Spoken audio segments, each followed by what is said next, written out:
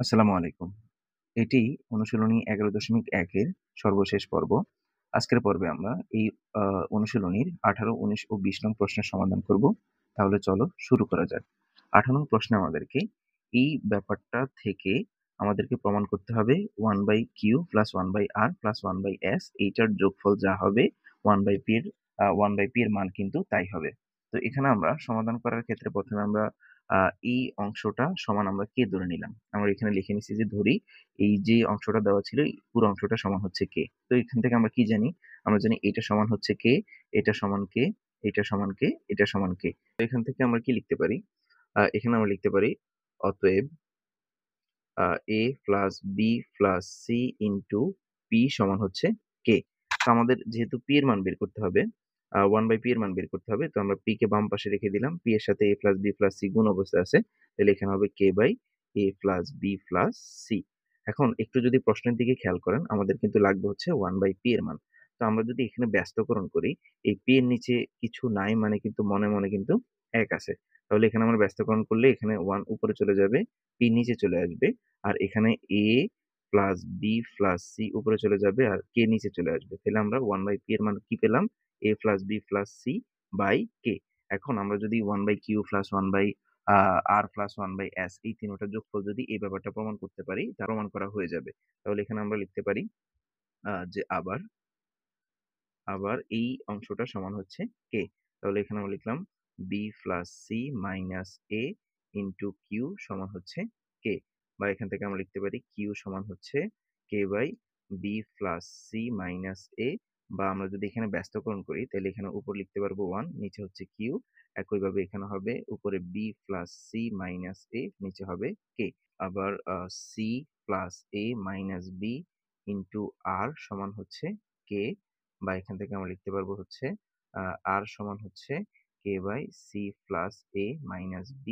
বা এখান থেকে লেখা যাবে 1 বাই r। আর এখানে লিখা যাবে হচ্ছে c plus a minus b, নিচে হচ্ছে k। a plus b minus c into s সমান হচ্ছে k। বা এখান থেকে লেখা যায় s সমান হচ্ছে আ আ উপরে হচ্ছে k, নিচে হবে a plus b minus c।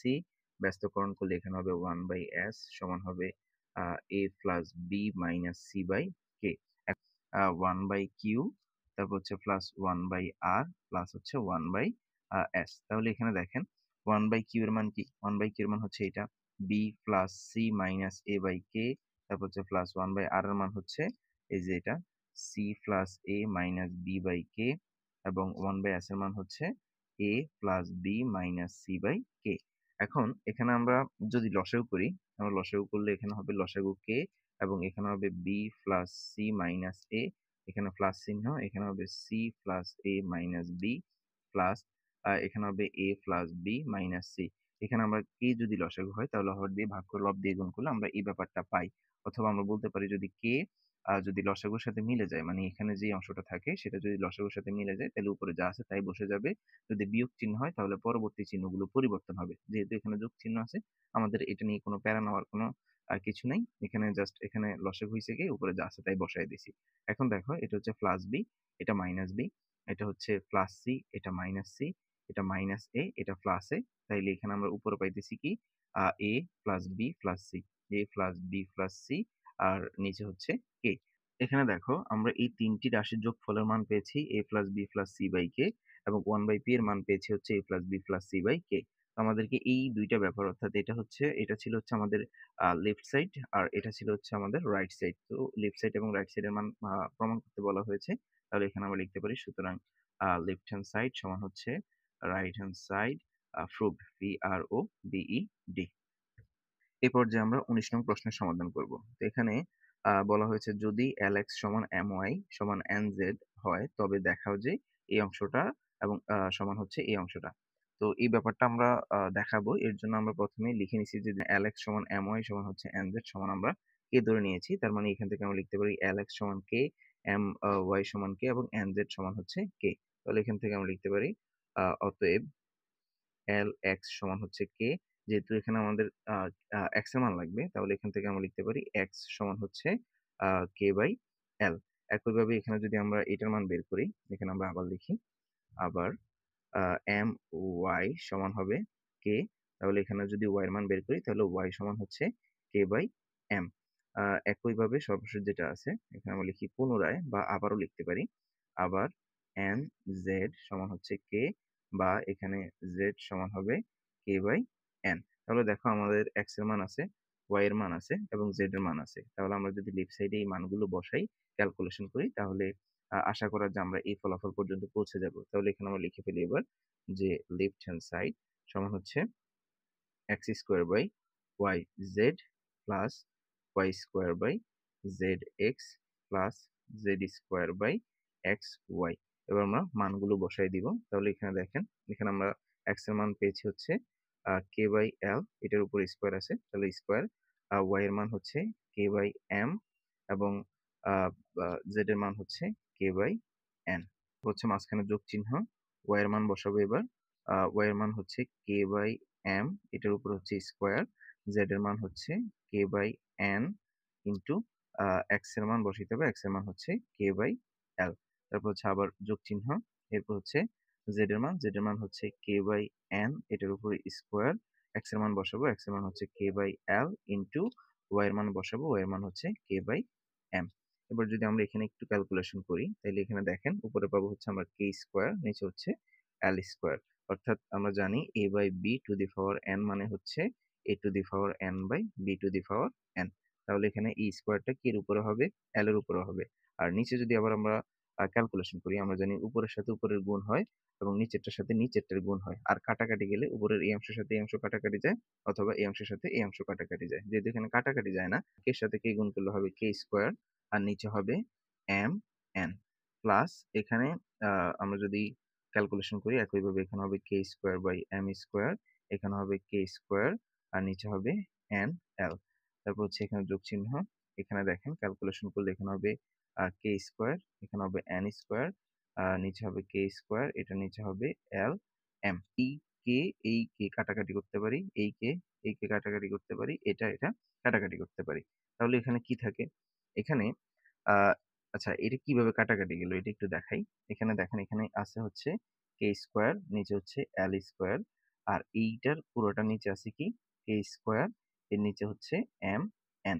এটা কি চিহ্ন, এটা ভাগ চিহ্ন, উপরে কি আছে এই অংশটা। তাহলে এখান থেকে যদি আমরা এইটার জন্য আমরা কি লিখতে পারি, আমরা লিখতে পারি হচ্ছে কে স্কোয়ার এল স্কোয়ার, আর এখানে কি চিহ্ন, এটা ভাগ চিহ্ন। ভাগ চিহ্নকে যদি আমরা গুণ চিহ্ন দিই তাহলে এটার যেই নিচের অংশটা আছে এটা উপরে চলে যাবে, তাহলে এখানে হবে এম এন আর কে স্কোয়ারটা নিচে চলে আসবে। তাহলে দেখো এখানে এই কে স্কোয়ার কাটাকাটি যায়, তাহলে এখানে উপরে থাকে হচ্ছে এম এন, নিচে থাকে হচ্ছে এল স্কোয়ার। এম এন এটা চলে আসবে উপরে আর এল স্কোয়ারটা চলে আসবে নিচে। যোগ চিহ্ন দিয়ে এখানে উপরে হবে এন এল আর নিচে হবে হচ্ছে M square L M R নিচে হবে হচ্ছে এন স্কোয়ার। দেখো এইটাই হচ্ছে কিন্তু আমাদের কাঙ্ক্ষিত প্রমাণ। অর্থাৎ তাহলে এখানে আমরা লিখতে পারি সমান রাইট হ্যান্ড সাইড, সুতরাং লেফট হ্যান্ড সাইড সমান right hand side should, SHOWED।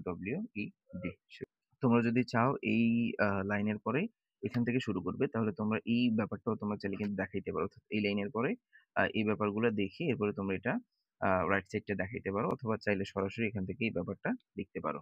এই পর্যায়ে আমরা এই অধ্যায়ের সর্বশেষ প্রশ্ন অর্থাৎ 20 নং প্রশ্নের সমাধান করব। এখানে বলা হয়েছে যদি পি বাই কিউ সমান a square by b square এবং এ বাই বি সমান root over of a plus q by a minus q হয়, তবে দেখাও যে p plus q by a সমান p minus q by Q.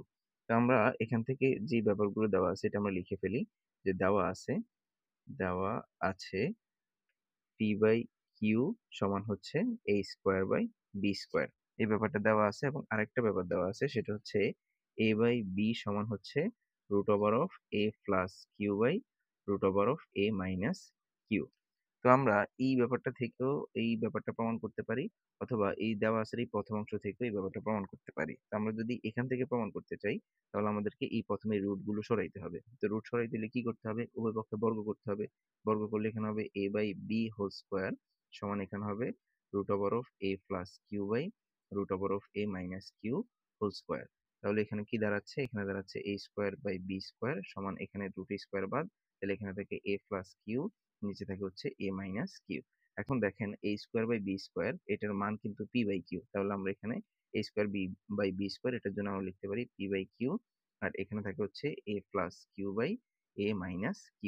এখন যদি আমরা যোজন বিয়োজন করি তাহলে এখানে হবে p প্লাস q, আর নিচে হবে p মাইনাস q, আর এই পাশে হবে a plus q plus a a minus, এটা হচ্ছে a মাইনাস q, আর নিচে হবে a plus q minus a, এটা কি আছে মাইনাস কিউ, বাট এখানে বিয়োজন করার ক্ষেত্রে পরবর্তী চিহ্ন পরিবর্তন হয়, এটা হয়ে যাবে প্লাস কিউ।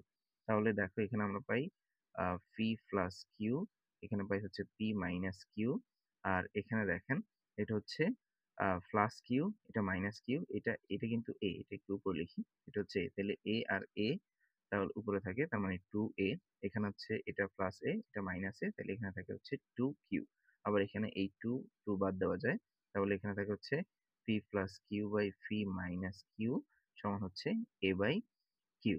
এখন এইখানে পি প্লাস কিউ নিচে হচ্ছে এ, আর পি মাইনাস কিউ নিচে হচ্ছে কিউ।